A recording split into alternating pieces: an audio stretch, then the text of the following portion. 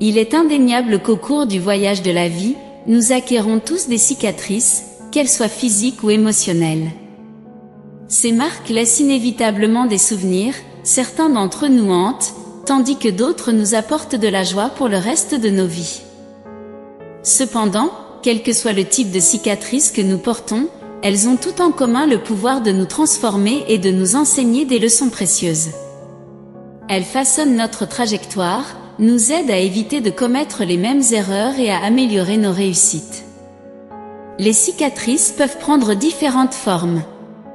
Certaines sont visibles sur notre corps, à la vue de tous, tandis que d'autres sont plus subtiles, liées à nos émotions et à nos relations, que personne ne voit à moins que nous ne choisissions de les révéler. Souvent, les gens autour de nous nous voient sourire et jouer, mais seulement nous et Dieu savons ce que nous ressentons à l'intérieur. Cette dualité entre l'image que nous projetons et la réalité que nous vivons peut créer un conflit intérieur profond. De plus, il y a des cicatrices qui sont enracinées sur le plan spirituel, des marques invisibles aux yeux humains, mais qui ont un impact profond sur notre parcours spirituel. Il est courant de ressentir de la peur ou de la honte par rapport à ces cicatrices, quelle que soit leur nature et leur intensité. Je vous invite à partager dans les commentaires les cicatrices que vous vivez actuellement. C'est un espace pour vous confier et libérer ce qui vous étouffe de l'intérieur, comme un parasite qui draine votre énergie et engendre des pensées négatives et destructrices. L'histoire de Jésus après la crucifixion jette une nouvelle lumière sur l'importance des cicatrices. Lorsque Jésus est ressuscité, il avait le choix de prendre n'importe quelle forme pour son corps ressuscité. Cependant, il a choisi de conserver les cicatrices qu'il portait de la croix. Cette décision n'était pas simplement destinée à les montrer à ses disciples, car il était déjà monté au ciel quand cela s'est produit. Nous pouvons entrevoir cette vérité dans le livre de l'Apocalypse, chapitre 5, où Jean décrit sa vision du trône céleste, où l'agneau de Dieu, qui est une référence à Jésus, est assis sur le trône. Il est notamment décrit comme quelqu'un qui semble avoir été tué. Cette image suggère que, même dans la résurrection, Jésus porte encore les marques de la crucifixion. Cependant, il est crucial de comprendre que les cicatrices de Jésus ne sont pas des marques d'échec, au contraire, elles sont la preuve de sa victoire. Elles sont un témoignage de ce qu'il a accompli pour chacun d'entre nous. La mort n'a pas pu l'arrêter, au contraire, ce qui l'a conduit à la mort a apporté la vie à nous tous. Peu importe la nature des blessures que nous portons, qu'elles soient physiques ou émotionnelles, peu importe ce que nous essayons de cacher, il est important de reconnaître que Jésus comprend la profondeur de nos cicatrices, et Dieu est toujours prêt à vous aider, même si aujourd'hui vous pouvez vous sentir comme la pire personne du monde, abandonné de tous et maudissant le jour de votre naissance, comme Job l'a fait lors de son épreuve. Sachez que Dieu veut vous donner le soulagement que vous désirez et attendez, et oui, il se soucie de vous de manière spéciale et unique. L'histoire de Thomas, le disciple qui a douté de la résurrection de Jésus jusqu'à ce qu'il voie les cicatrices du Maître, illustre l'importance de ces marques. Nous sommes reconnaissants que Jésus ait choisi de conserver ces cicatrices, car elles nous inspirent et nous remplissent d'espoir. C'est une leçon que nous entendons à maintes reprises. Ne suivez jamais quelqu'un qui n'a jamais été confronté à des défis ou des difficultés, et n'acceptez jamais les critiques de quelqu'un qui n'a jamais construit ou accompli quoi que ce soit, car seule la personne qui a combattu des batailles comprend la valeur d'une victoire, seule elle comprend la douleur de la solitude de l'âme.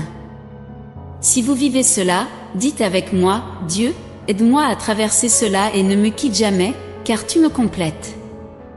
Nous devons valoriser les personnes qui ont affronté leurs propres batailles et en sont ressorties avec des cicatrices comme témoignage de leurs expériences pour pouvoir influencer et aider à transformer les gens par leur exemple, car la parole convainc, mais l'exemple entraîne. Une question intrigante est posée. Quelle est la seule chose faite par l'homme au ciel? La réponse surprenante est que ce sont les cicatrices dans les mains, les pieds et le côté du Seigneur Jésus, qu'il a emporté avec lui au ciel. Cela nous pousse à réfléchir au but profond de ces cicatrices. Les Écritures, en particulier Zacharie 13h6, font allusion à un moment futur où quelqu'un demandera à Jésus au sujet des blessures dans ses mains, il répondra qu'elles ont été infligées dans la maison de ses amis.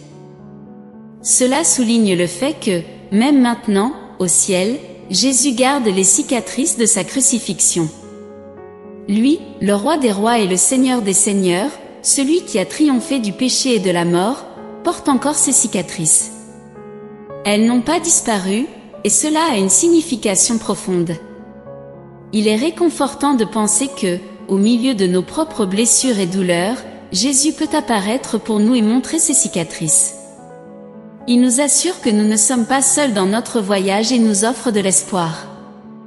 Ces cicatrices témoignent que la guérison et la restauration sont possibles et que nous pouvons passer de victime à vainqueur, car nous servons un Sauveur qui possède également des cicatrices.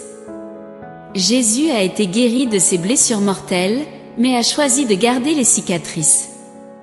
Ces cicatrices sont devenues un témoignage de l'amour de Dieu et de sa capacité à guérir. Beaucoup d'entre nous aspirent à une guérison complète, où nos problèmes et nos imperfections restent cachés. Cependant, les cicatrices sont un témoignage de ce que nous avons surmonté, de ce qui était mauvais et de comment Dieu nous a guéris.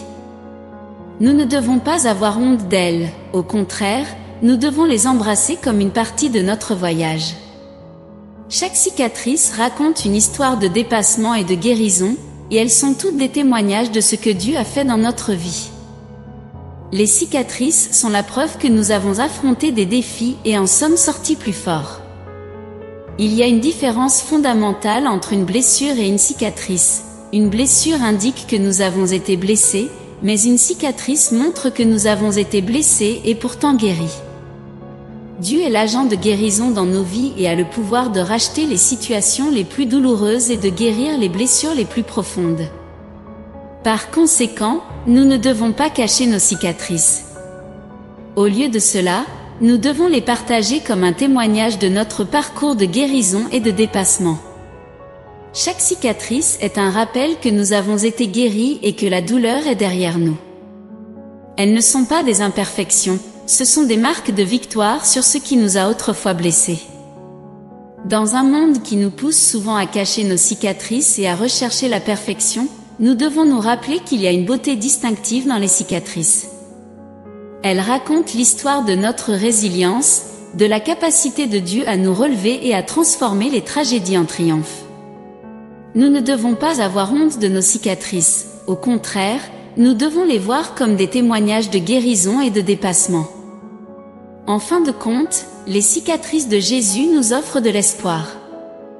Elles sont un rappel que nous pouvons surmonter les adversités et que la guérison est possible. Nous pouvons regarder nos cicatrices sous un nouvel éclairage, en reconnaissant que Dieu ne nous a pas permis d'être vaincus par elles. Elles sont un rappel de sa grâce et de la manière dont il nous a fait avancer. Par conséquent, arrêtez de cacher vos cicatrices. Au lieu de cela, utilisez-les comme un badge d'honneur, une preuve de votre voyage et de la manière dont Dieu a transformé vos blessures mortelles en cicatrices de victoire. Laissez ces paroles pénétrer votre esprit et résonner profondément en vous. L'univers veut le meilleur pour vous et garantira un résultat positif, quel que soit votre choix. Affirmez « Je crois en tout ce que Dieu m'a dit et j'accepte sa volonté dans ma vie » pour revendiquer ce message et les bénédictions qu'il contient. Partagez vos réflexions dans les commentaires. N'oubliez pas de liker et de vous abonner à la chaîne pour rester informé des prochains messages. Nous avons hâte de vous revoir très bientôt. Élevons-nous mutuellement et créons ensemble des ondes positives. Restez à l'écoute pour le prochain message important qui vous attend dans la prochaine vidéo. Que Dieu et l'univers éclairent vos pas de paix, d'amour et de foi. Amen.